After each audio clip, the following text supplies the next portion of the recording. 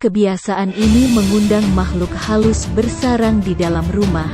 Malaikat juga tak mau masuk. Ada beberapa kebiasaan yang jika dilakukan itu sama saja dengan mengundang makhluk halus bersarang di rumah.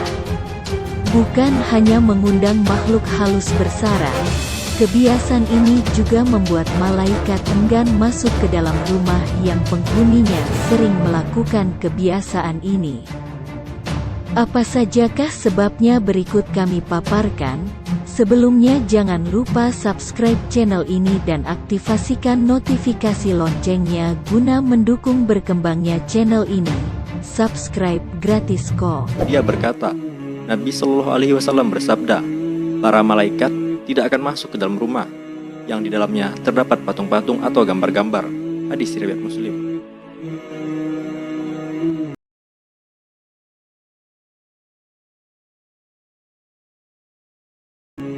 Hadis Jabir radhiyallahu anhu, dia berkata, Rasulullah Shallallahu Alaihi Wasallam melarang adanya gambar di dalam rumah dan beliau melarang untuk membuat gambar. Hadis riwayat At-Tirmizi. Yang selanjutnya adalah memelihara anjing. Mengenai perkara ini, ulama juga memiliki perbedaan pendapat. Imam Nawawi memperbolehkan jika tujuan pelihara anjing untuk keperluan berburu atau menjaga tanaman atau lainnya. Rasulullah Shallallahu Alaihi Wasallam telah bersabda, malaikat tidak akan memasuki rumah yang di dalamnya terdapat anjing, juga tidak memasuki rumah yang di dalamnya terdapat gambar patung. Hadis sahih ditahrij oleh Imam Ahmad, Bukhari, Muslim, Tirmizi, Nasai, dan Ibnu Majah, yang semuanya dari Abu Talhah radhiyallahu anhu.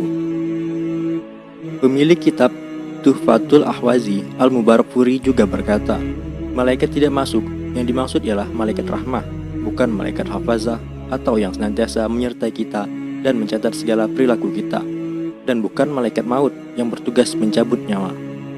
Rumah yang dimaksud ialah tempat tinggal anjing, kecuali anjing untuk berburu, penjaga ternak, dan kebun. Ada yang berpendapat anjing-anjing itu menghalangi juga, meskipun memeliharanya tidak terlarang. Gambar yang dimaksud ialah gambar seperti dalam Al-Qomus dan lainnya, artinya gambar manusia dan binatang.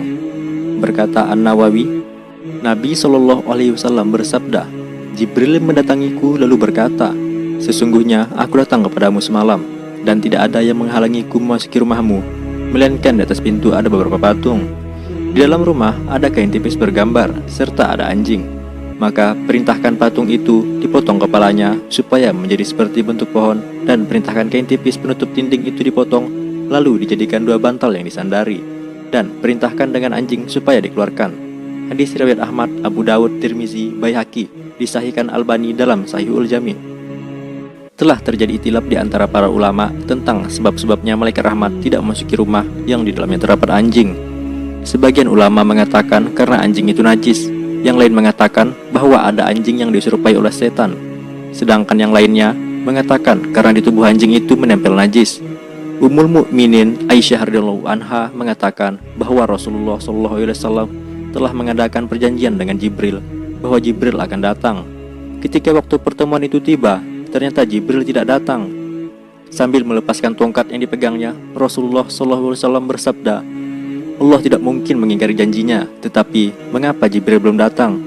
Ketika Rasulullah SAW menoleh, ternyata beliau melihat seekor anjing di bawah tempat tidur. Kapan anjing ini masuk? Tanya beliau. Aisyah menyahut, entahlah. Setelah anjing itu dikeluarkan, masuklah malaikat Jibril. Mengapa engkau terlambat? Tanya Rasulullah SAW kepada Jibril. Jibril menjawab, karena tadi di rumahmu ada anjing. Ketahuilah, kami tidak akan memasuki rumah yang di dalamnya terdapat anjing dan gambar patung. Hadis riwayat Muslim. Untuk masalah foto, sebagian ulama berbeda pendapat. Ada yang mengatakan boleh dengan alasan dia berpendapat foto itu bukan menyerupai makhluk Allah, melainkan foto hanya refleksi nyata dari makhluk Allah layaknya cermin. Adapun foto dengan lukisan itu jelas berbeda. Nah, yang dilarang dalam hadis itu adalah gambar makhluk hidup hasil lukisan dari tangan. Sementara foto memang tidak dilarang, karena foto itu bukan merupakan hasil lukisan tangan seseorang, cuma merekam bayangan dengan sebuah alat, kemudian ditampilkan kembali. Demikian itu tentu jauh dari pengertian melukis.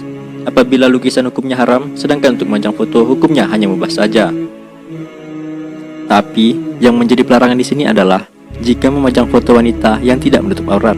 Contohnya saja wanita yang kelihatan rambutnya, kaki, leher, dan apabila dipajang di ruang tamu, ditakutkan ada orang lain yang melihat dan itu bisa menjadi sebuah larangan.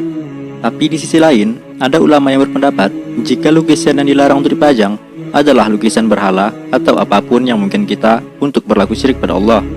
Misalnya saja, seperti lukisan Yesus, Bunda Maria, dewa-dewa dalam agama lain, dan lain sebagainya. Namun selain lukisan-lukisan tersebut, maka hukumnya adalah makruh dan tidak haram. Tapi tetap banyak para ulama besar yang mengharamkannya, kecuali melukis sebuah lukisan makhluk dengan bentuk yang tidak sempurna, maka itu diperbolehkan. Sebagian ulama lain mengatakan memajang foto juga haram. Nabi Shallallahu Alaihi Wasallam masuk ke dalam Ka'bah dan beliau dapatkan gambar Nabi Ibrahim alaihissalam dan patung Maryam. Maka beliau bersabda, "Tidakkah mereka mendengar bahwa malaikat tidak akan masuk dalam rumah yang di dalamnya ada gambar?" Sahih Bukhari nomor 3102. Dari hadis di atas dapat disimpulkan hukum memajang foto sama dengan hukum memajang gambar di rumah, karena dikhawatirkan akan terjadi kemusyrikan atau terlalu mengagungkan orang yang ada di dalam foto, apalagi jika foto tersebut dibuat dengan ukuran besar. Wallahu a'lam bishawab. Semoga video ini menambah keimanan kita, dan apabila ada kehilafan mohon dimaafkan. Wassalamualaikum warahmatullahi wabarakatuh.